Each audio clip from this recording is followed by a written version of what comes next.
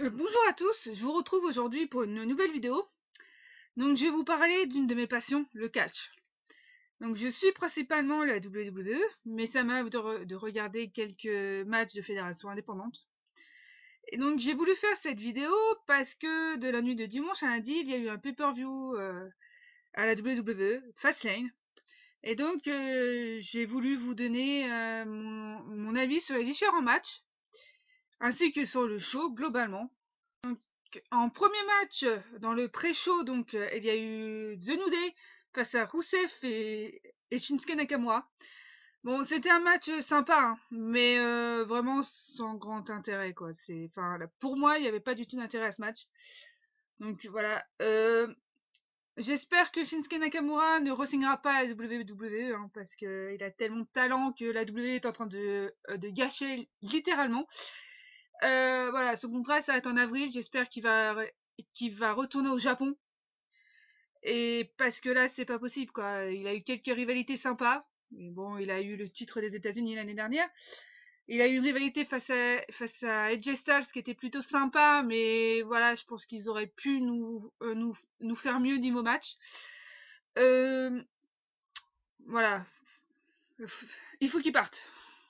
Donc maintenant, nous rentrons donc dans la carte principale. Le premier match pour le titre tag team de SmackDown. Les Usos face aux Miz et à Shane McMahon. Donc la victoire des Usos était totalement prévisible et donc est logique.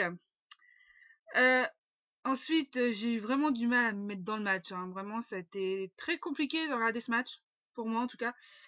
Par contre, la fin, enfin l'après-match est surprenante dans le sens où que la trahison, je pensais qu'elle viendrait du Miz et en fait elle est venue de Shane.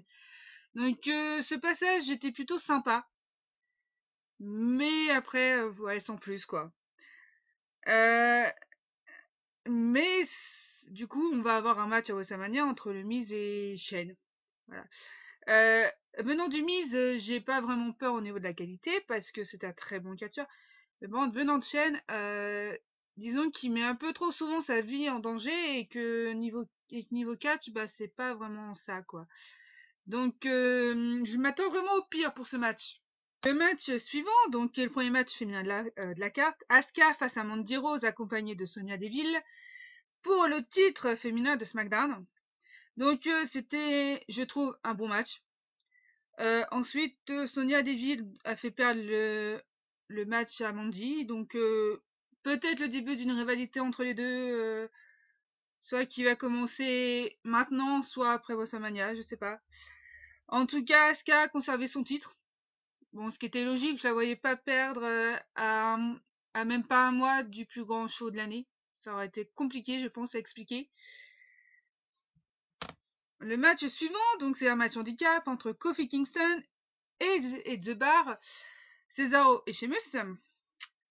Donc bon, pour Kofi, ça a été un passage à tabac totalement, hein, finalement, on l'a pas eu du tout. Mais c'était prévisible vu que c'est Vince qui a mis en place ce match, donc il n'aurait pas laissé la facilité à Kofi. Donc voilà. Avant le pay-per-view, je pensais qu'à WrestleMania, on aurait un triple threat pour le WWE Championship entre Daniel Bryan, Kevin Owens et Kofi Kingston. Mais vu ce qui se passe avec Vince, je pense qu'on va plus avoir un New Day face à l'autorité peut-être. On verra bien. Donc maintenant, nous avons donc un match tag team pour les titres par équipe de Raw entre Aleister Black et Ricochet contre Bobby Roode et Chad Gable et contre The Revival. Donc franchement, ce match, il était vraiment très très bon. J'ai vraiment adoré ce match. Et j'espère qu'on aura le même match à WrestleMania, avec peut-être un peu plus de temps. Et j'espère que par contre, j'espère vraiment que cette fois, Ricochet et Aleister Black gagneront les titres. Parce que je pense qu'ils peuvent vraiment nous donner de très très bons matchs, ces deux-là. Ensuite, nous avons le match pour le titre des États-Unis entre Samoa Joe, R-Truth, Andrade et Rey Mysterio Donc c'était vraiment un match sympa. En même temps, vu les noms qu'il y avait, c'était logique, on pouvait s'y attendre. Hein. Euh, après, après, même Ertrous, je trouve qu'il est plutôt assez bon sur le ring. Hein. Bon, il fait pas partie des meilleurs, mais il est plutôt bon. Donc voilà, ce match était sympathique, mais il m'a pas emballé plus que ça, puisqu'il n'était pas prévu au départ. Je sais pas, j'ai du mal vraiment à me mettre, à me mettre dedans au début. Match suivant pour le titre par équipe féminin. Sasha Banks et Bayley face à Nia Jax et Tamina. Bon, globalement, j'ai plutôt bien apprécié ce match.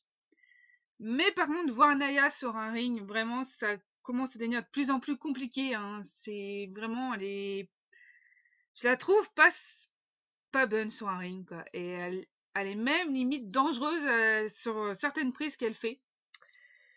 Vu la fin du match, on va avoir au WrestleMania un match tag team entre les Divas of Doom, Natalya et Beth Phoenix, face à Tamina et Nia Jax, puisque même si Beth Phoenix est à la retraite, à la fin du match, elle a essayé de calmer Tamina, puis elle l'a attaquée, puis elle s'est retrouvée frappée par Nia Jax, enfin voilà. Donc on va avoir ce match à WrestleMania, clairement. Match suivant pour le titre de la WWE, détenu par Daniel Bryan. Donc nous avons un triple threat entre Kevin Owens, Daniel Bryan et Mustafa Ali.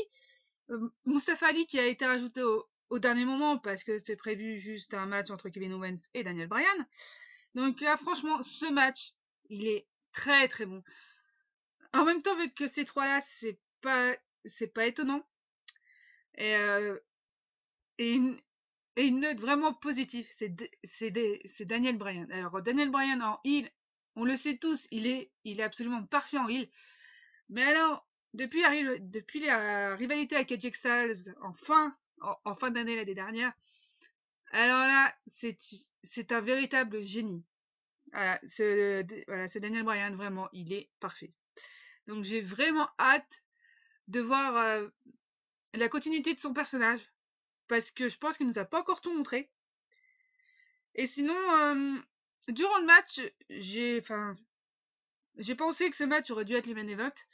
Bon, finalement, j'ai compris pourquoi il n'y était pas, mais il aurait dû l'être, selon moi. Nous arrivons à l'avant-dernier match. Charlotte Flair face à Becky Lynch. Si Becky Lynch gagne, elle est introduite au match de championnat féminin d'Euro. Donc, cette feud, personnellement, j'aime beaucoup. Mais par contre, ce match, enfin, non, ce match, il était vraiment pas terrible, quoi. Le seul moment fun du match, c'est quand Charlotte Flair provoque un peu Becky Lynch, puisque cette dernière est blessée, donc Charlotte se moque d'elle, mais sinon c'est vraiment le seul moment cool du match. Et donc victoire de Becky Lynch, mais ce qui était logique. Voilà, dû à l'intervention de Ronda Rousey, qui est la championne d'Euro. Donc, WrestleMania, donc on aura un match entre Ronda Rousey, Charlotte Flair et Becky Lynch pour le titre féminin d'Euro. Ensuite, ce n'est pas un match, mais un segment. Donc, Elias a fait un énième concert durant le show. Et il s'est fait interrompre par les Sevens, mais elle est repartie aussitôt. Et Elias s'est ensuite pris un RKO de Randy Orton, qui lui-même s'est pris un phénoménal forearm de AJ Styles. Donc bon, comme on s'y attendait, on va avoir un AJ Styles, Randy Orton à WrestleMania. Ça peut être un match plutôt bon, de toute façon, face à AJ Styles, c'est très compliqué de faire un mauvais match, faut dire ce qu'il est. Mais voilà, j'ai peur que Randy Orton n'arrive pas à sortir un bon match, parce que ça peut vite devenir un très bon match si tous les deux vraiment s'y mettent à fond. Donc voilà, donc j'ai plutôt hâte de voir ça. Par contre, j'espère que la rivalité va commencer à s'accélérer un peu, parce que là, ça fait quelques semaines qu'ils se cherchent. Là, là, c'est la première fois qu'ils s'attaquent. Bon, ça serait bien qu'ils passent à la vitesse supérieure, par contre. Et pour finir, le main event de la soirée, donc le Shield face à Baron Corbin, Drew McIntyre et Bobby Lashley. Donc bon, au départ, faut savoir que j'étais pas emballé par ce match parce que voir une nouvelle réunification du Shield, ouais, ça me faisait ni chaud ni froid étant donné que ça avait déjà eu lieu plusieurs fois. Mais finalement, j'ai vraiment adoré ce match. Voilà, c'est parti dans tous les sens à un moment donné. Ils sont allés dans le public, tout ça. Donc là, vraiment, c'était plutôt cool. La fin était vraiment magnifique. C'était vraiment digne du grand Shield de l'époque à leur début dans le main roster. Donc vraiment, c'était très cool.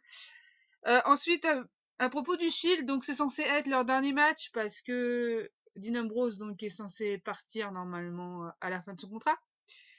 Mais si jamais il re-signe, ça m'étonnerait que ce soit le dernier match du Shield. Par contre, je pense qu'on risque de les revoir encore ensemble. Donc globalement, c'était un show plutôt cool hein, à regarder. Bon, là, il ne fait clairement pas partie des meilleurs pay-per-view de l'année, je pense. Hein. Il ne fait pas partie des pires non plus. Enfin, voilà. Mais c'est un show qu'on ne se souviendra pas forcément. Voilà. Et qu'on ne cherchera pas forcément non plus à revoir dans quelques années. Mais sinon, il était plutôt sympa à regarder. Donc voilà, j'espère que mon avis vous a plu. Hein. Je serais très contente de savoir le vôtre dans les commentaires. Mais en attendant, je vous retrouve bientôt pour une nouvelle vidéo.